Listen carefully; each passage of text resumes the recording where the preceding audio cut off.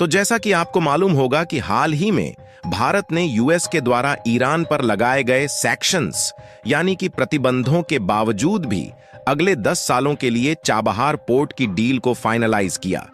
जो कि भारत की जियोग्राफिकल लोकेशन के हिसाब से बेहद ही इंपॉर्टेंट है।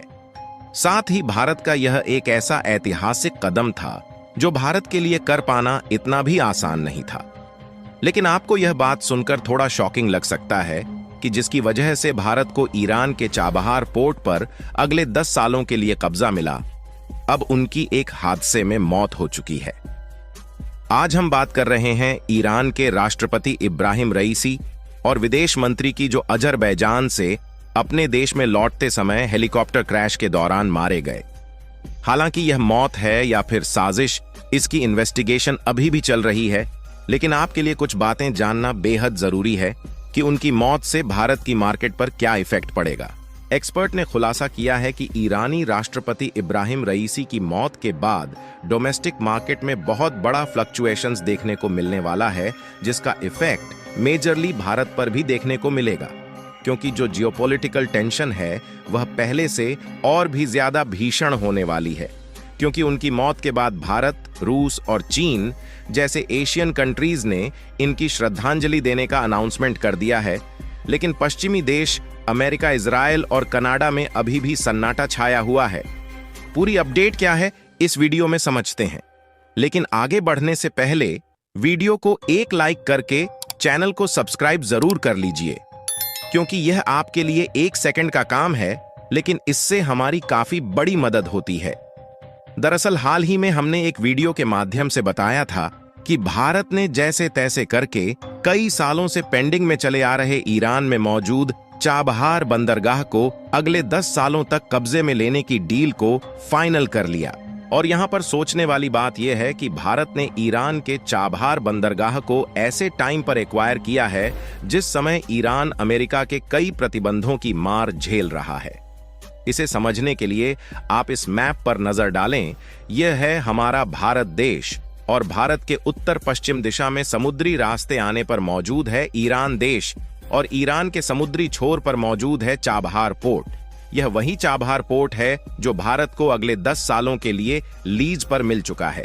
लेकिन आपके लिए यह जानना जरूरी है कि भारत और ईरान के बीच इस चाबहार पोर्ट की डील तो फाइनल हो गई थी, लेकिन अभी भी भारत को पूरी तरह से कब्जा नहीं मिला है, क्योंकि देखा जाए तो अमेरिका की तरफ से भारत पर भी प्रतिबंध लगाने की धमकी मिलना शुरू हो गई थी। लेकिन अब आपको जानकर बेहद ही दुख होगा कि ईरान के जिस राष्ट्रपति इब्राहिम रईसी और विदेश मंत्री हुसैन अमीर की वजह से भारत और ईरान के बीच चाबहार पोर्ट को लेकर अगले 10 सालों के लिए डील फाइनल हुई थी, उनकी हेलीकॉप्टर क्रैश के दौरान मौत हो गई।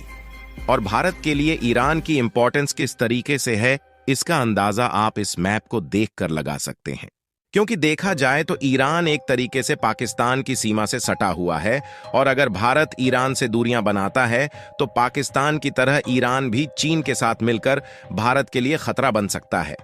इसलिए भारत ने ईरान के साथ अपने पकड़ को मजबूत बनाए रखा। और अगर हम फाइनेंशियल ईयर 2023 की इस रिपोर्ट को देखें तो इब्राहिम रईसी के शासनकाल में ही भारत और ईरान के बीच हर साल लगभग $2.3 बिलियन का बायलैटरल ट्रेड हुआ है,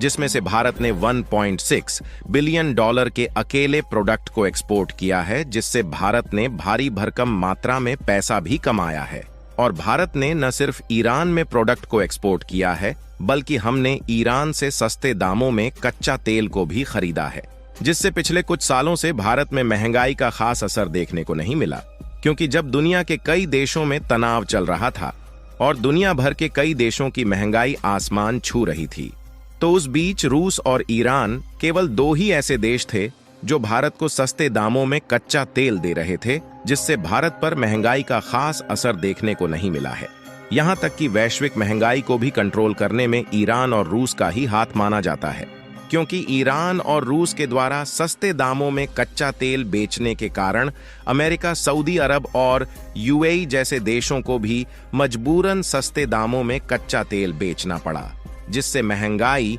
काफी हद तक कंट्रोल में बनी रही। लेकिन अब जब ईरान के राष्ट्रपति की मौत हेलीकॉप्टर क्रैश के दौरान हो गई है, तो इस बात की उम्मीद जताई जा रही है कि इजराइल और ईरान के बीच जो युद्ध है वह और भी खतरनाक हो सकता है।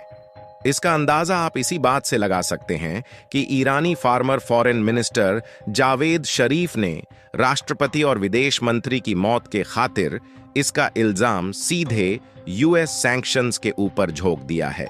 क्योंकि देखा जाए तो ईरानी राष्ट्रपति और विदेश मंत्री की जिस हेलीकॉप्टर में मौत हुई है वह अमेरिका से ही खरीदा गया हेलीकॉप्टर था, लेकिन यूएस सैंक्शन के कारण इस हेलीकॉप्टर की रिपेयरिंग जिस तरीके से होनी चाहिए उस तरीके से नहीं हो पा रही थी, बल्कि इसे डोमेस्टिकली ही रिपेयर किया जा रहा था। फिलहाल आपको बता दे कि जब से ईरान के राष्ट्रपति रईसी और विदेश मंत्री दोनों की मौत हुई है, तब से चारों तरफ कच्चे तेल और स्टॉक मार्केट को लेकर खबरें चल रही हैं। और हिंदुस्तान टाइम्स की इस रिपोर्ट को देखें तो कच्चे तेल की कीमत, गोल्ड और स्टॉक मार्केट, इन तीनों में बहुत बड़ा फ्लक्चुएशंस आने वाला है। इसका सबसे बड़ा कारण यह है कि इस हादसे के बाद इजराइल और ईरान के बीच टेंशन को और भी ज्यादा बढ़ने की आशंका जुट चुकी है, क्योंकि हमने आपको पहले भी बताया कि ईरान और रूस इस समय दो ही ऐसे देश हैं जो कच्चे तेल को सस्ते दामों में दुनिया भर में बेचकर महंगाई को कंट्रोल किए हुए हैं। क्योंकि देखा जाए तो जितने भी प्रोडक्ट है उनका इंपोर्ट और एक्सपोर्ट ट्रांसपोर्टेशन से ही किया जाता है, और इन ट्रांसपोर्टेशन के लिए डीजल और पेट्रोल का इस्तेमाल होता है, जो कि क्रूड ऑयल से ही रिफाइंड करके बनाए जाते हैं। और ऐसा पहले भी देखा गया है, जब कई देश आपस में युद्ध में सिमटते हैं तो कच्चे तेल की कीमतें बढ़ने से दुनिया भर की इकोनॉमी लड़खड़ाने लगती है और शेयर मार्केट क्राइसिस की ओर जाने लगता है। हालांकि शुरुआती दौर में भारत में इसका असर देखने को नहीं मिलेगा, लेकिन इस समय ईरान में कच्चे तेल की कीमत बढ़ना भी शुरू हो चुकी है। और न सिर्फ कच्चे तेल की कीमत बढ़ रही है, बल्कि ग्लोबल मार्केट में एक बहुत बड़ा बदलाव भी देखने को मिल सकता है, जिसमें स्टॉक मार्केट और गोल्ड प्राइसेस भी शामिल है। फिलहाल अभी आपके लिए यह भी जानना जरूरी है कि आखिर ईरान के राष्ट्रपति इब्राहिम रईसी और विदेश मंत्री अमीर अब्दुल्लाहियान की मौत कहां और कैसे हुई। दरअसल अगर आप इस मैप पर नजर डालें तो यह है हमारा भारत देश, और भारत के उत्तर पश्चिम दिशा में मौजूद है ईरान देश। और अगर ईरान का जो वेस्टर्न एरिया है इसके ऊपर साइड देखें तो यहाँ ईरान की सीमा से सटा हुआ है अजरबैजान,